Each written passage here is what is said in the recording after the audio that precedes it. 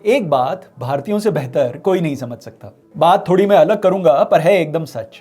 बचपन में हम सभी के पास एक बार गुल्लक तो रही है, लेकिन आप मुझे बताएं कि ऐसा कितनी बार हुआ कि आपने गुल्लक भरने के बाद गुल्लक तोड़कर उसमें से पैसे निकाले। शायद एक बार, या हो सकता है एक बार भी नहीं हुआ होगा। क्यों? क्योंकि उस गुल्लक से हम कभी भी पैसे निकाल सकते थे। उसमें से पैसे निकालने का कोई लॉक इन पीरियड नहीं होता था। जब हमें जरूरत पड़ी और हमारे पास पैसे नहीं हुआ करते थे तो हम सीधा जाके गुल्लक तोड़ते थे और उसमें से पैसे निकाल लिया करते थे। अब आप सोच रहे होंगे कि इस पूरी कहानी का आज के वीडियो से क्या संबंध है, तो मैं आपको बता दूं, इस कहानी का इस वीडियो से पूरा संबंध है। नमस्कार, मेरा नाम है मनीष तनेजा और आप देख रहे हैं जेड फंड्स, जहां आप कर सकते हैं डेली एसआईपी। जी हाँ, 10 फंड हाउसेस की 500 से भी ज्यादा स्कीम्स में आप कर सकते हैं डेली एसआईपी। जब हम कमाते रोज हैं, खर्चते रोज हैं, बचाते रोज हैं, तो क्यों ना रोज निवेश करें। आज ही जेड फंड्स ऐप डाउनलोड करें और करें डेली एसआईपी। सोचिए, हम अगर उस गुल्लक से पैसे निकाल ही ना पाते और डालते हर महीने, तो एक टाइम के बाद हमारे पास कितने सारे पैसे इकट्ठे हो जाते। ऐसी ही गुल्लक है ईएलएसएस यानी टैक्स सेविंग फंड्स। बस फर्क सिर्फ इतना है कि आप ईएलएसएस नाम की गुल्लक में अगर पैसे डालेंगे तो वो पैसा जुड़ा रहेगा और मार्केट के अनुसार रिटर्न देकर बाहर निकलेगा जब उसका लॉक इन पीरियड खत्म हो जाएगा। तो आइए इस वीडियो में बात करते हैं बेस्ट ईएलएसएस फंड्स की, यानी उन म्यूचुअल फंड्स की जो बचाते हैं आपका टैक्स। ये कैटेगरी सुनते ही समझ आने लगता है कि ये फंड सिर्फ उन लोगों के लिए हैं जिन्हें टैक्स बेनिफिट चाहिए, और इसमें कुछ गलत भी नहीं है। After all ELSS funds section 80C के अंडर टैक्स रिलीफ देते हैं। लेकिन इस फंड की एक खास बात है, इसमें 3 साल का लॉक इन पीरियड होता है, यानी आप अपना इन्वेस्टेड अमाउंट 3 साल से पहले नहीं निकाल सकते। इस फीचर को कुछ लोग डिसएडवांटेज कहते हैं, पर मैं इसे डिसएडवांटेज नहीं मानता। ये फीचर इन्वेस्टर्स को स्टेइंग इन्वेस्टेड या टू स्टे इन्वेस्टेड का डिसिप्लिन देता है। आफ्टर ऑल ईएलएसएस है तो एक म्यूचुअल फंड इन्वेस्टमेंट ही, ये एक तरह का म्यूचुअल फंड ही है। इसमें भी स्टॉक्स ही लिए जाते हैं, इसमें भी मार्केट से रिलेटेड रिटर्न्स दिए जाते हैं और इसमें टैक्स सेविंग्स भी होती हैं। पर इसका फायदा यह है कि एक बार डला पैसा 3 साल तक लॉक इन हो जाता है, यानी गुल्लक टूट नहीं पाती। हाँ, इससे आप लिक्विडिटी फोरगो करते हैं, पर यह फोरगोइंग ऑफ लिक्विडिटी ही आपको एक डिसिप्लिन्ड इन्वेस्टर बनाती है। तो मेरे हिसाब से ईएलएसएस फंड्स यानी टैक्स सेवर फंड्स एक अनुशासित इन्वेस्टमेंट के लिए बेस्ट ऑप्शन है। ईएलएसएस का फुल फॉर्म होता है इक्विटी लिंक्ड सेविंग स्कीम, और ये एक टाइप की म्यूचुअल फंड स्कीम है जो प्राइमरीली इक्विटी यानी स्टॉक मार्केट में इन्वेस्ट करती है। जैसा कि मैंने बताया, ईएलएसएस एक ऐसा म्यूचुअल फंड है जिसमें इन्वेस्ट करके आप अपना टैक्स भी बचा सकते हैं।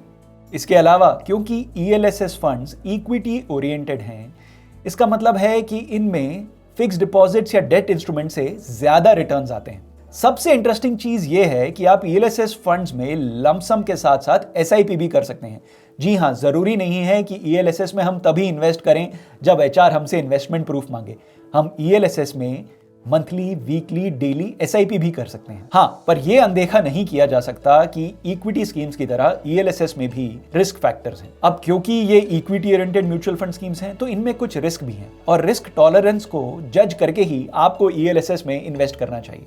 सिर्फ टैक्स सेविंग के लिए ईएलएसएस में इन्वेस्ट ना करें। अपने फाइनेंशियल एडवाइजर से बात करके या एक जेड फंड एक्सपर्ट से बात करके अपने फाइनेंशियल प्लान के अंतर्गत एक ईएलएसएस में इन्वेस्ट करें।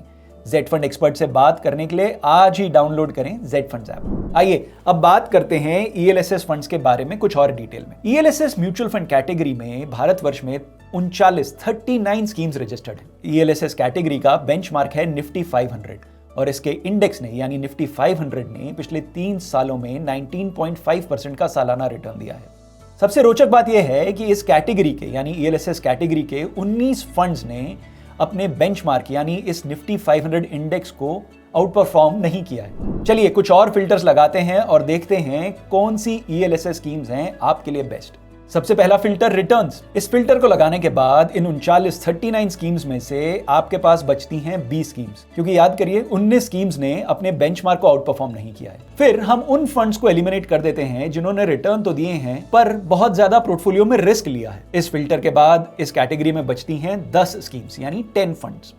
चलिए अब एक फिल्टर और लगा देते हैं जो है एक्सपेंस रेशो। देखिए कोई भी फंड मैनेजर फंड मैनेजमेंट के लिए एक एक्सपेंस चार्ज करता है और ये एक्सपेंस आपके रिटर्न्स में से जाता है।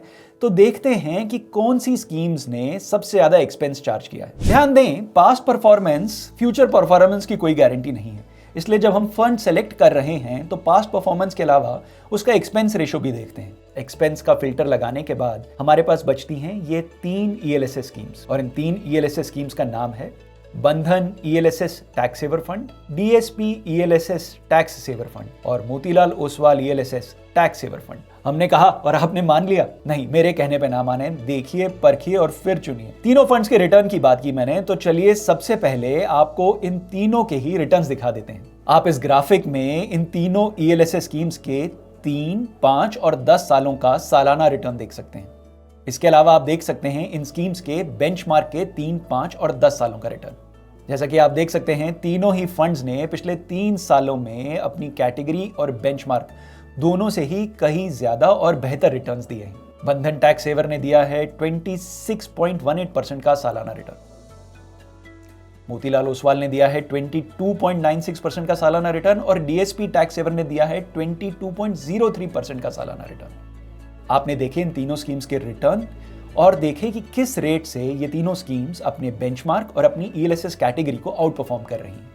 जब कंपैरिजन कर ही रहे हैं तो चलिए क्यों ना इस कैटेगरी को बाकी कैटेगरीज की म्यूचुअल फंड स्कीम्स के साथ भी कंपेयर करें, ताकि वो इन्वेस्टर्स भी इन फंड्स को कंसिडर करें जो इन्वेस्टमेंट सिर्फ टैक्स सेविंग के लिए नहीं कर रहे। आप इस ग्राफिक में लार्ज कैप, मिड कैप और स्मॉल कैप कैटेगरी की म्यूचुअल फंड स्कीम्स का पिछले 3, 5 और 10 सालों का सालाना रिटर्न देख सकते हैं। अगर आप कैटेगरी वाइज रिटर्न देखेंगे तो लार्ज कैप कैटेगरी को तो ELSS ने क्लियरली आउट परफॉर्म किया है। हाँ, मिड कैप और स्मॉल कैप कैटेगरीज के फंड्स ने ELSS को आउट परफॉर्म किया है, पर फिर मिड कैप और स्मॉल कैप कैटेगरीज के फंड्स में ELSS से ज्यादा रिस्क भी होता है। आप में से शायद कुछ लोग अभी भी होंगे जो ELSS फंड्स से पूरी तरह से सहमत नहीं होंगे और ये बिल्कुल ठीक बात है। देखिए, इन्वेस्टर्स के इंडिविजुअल फाइनेंशियल गोल्स कंसिडर करना बहुत जरूरी है इससे पहले कि वो ELSS में इन्वेस्ट कर दें। हो सकता है आपका रिस्क एपेटाइट, आपके फाइनेंशियल गोल्स किसी और म्यूचुअल फंड कैटेगरी के लिए सूटेबल हो सकता है आप पोर्टफोलियो में बहुत रिस्क लेना चाहें और हो सकता है आप पोर्टफोलियो में बिल्कुल भी रिस्क लेना ना चाहें। हर फाइनेंशियल गोल के हिसाब से और हर रिस्क एपेटाइट के लिए एक म्यूचुअल फंड स्कीम है।